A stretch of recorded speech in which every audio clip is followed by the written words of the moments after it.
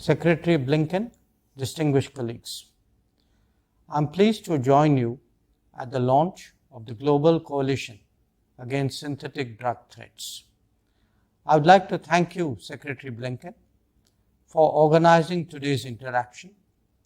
India stands united in our collective resolve to combat illicit synthetic drugs which undermine public health, security, and impact our communities, particularly our youth. In India, opioid use, including of synthetic opioids, is rising and affects around 2.1% of the population. We adopted a zero-tolerance approach towards drugs guided by 4 pillars: detection, destruction of the network, detention of culprits, and rehabilitation of addicts. We have notified 2 direct fentanyl precursors, NPP and ANPP, to control their domestic production, distribution and sale, besides controlling its import and export. Manufacturers, including e-commerce companies, have to register and submit quarterly reports on sales, production, consumption, and inquiries. Online sales, distribution or mediation is also regulated.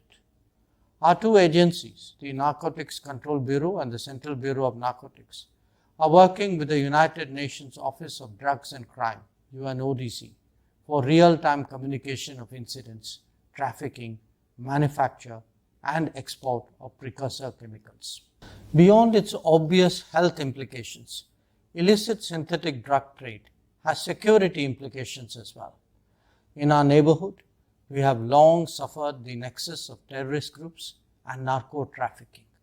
Organized cross-border rackets smuggle drugs through our mainland and through land and sea routes, particularly on our western borders. Their proceeds are supporting cross-border terrorism against India. Terrorists are misusing unmanned aerial systems to traffic drugs across the border. Naturally, India has been at the forefront of raising international awareness about these linkages. We hosted the No Money for Terror conference last year, which resulted in the Delhi Declaration. India's regional leadership will be crucial for counter-narcotics initiatives in South Asia, including cross-border drug trafficking and crime. India partnered with UNODC to provide humanitarian assistance for Afghan drug users, especially women, across Afghanistan. We are providing capacity building to relevant stakeholders and partner agencies of UNODC and Central Asian republics for counter-drug trafficking. At the G20 Foreign Ministers meeting to counter illicit drug trade, we called for inclusive and enhanced operational cooperation, information sharing, and law enforcement collaboration through existing international legal instruments. We need to disrupt the supply chain of illicit drugs, including synthetic drugs and precursor chemicals, at its origin, transit, and destination points. We need to address both supply and demand reduction. At the same time, we should not curb legal use of precursors for synthetic drugs in an array of medicines. Ladies and gentlemen, awareness, prevention, evidence-based treatment, rehabilitation, and reintegration programs for individuals affected are equally important. Scientific collaborations will enhance our ability to address new and emerging synthetic substances.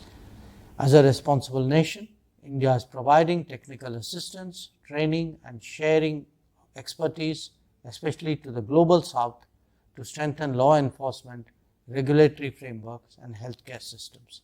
Let us work together to protect our communities from the devastating consequences of synthetic drugs and ensure a safer and healthier world.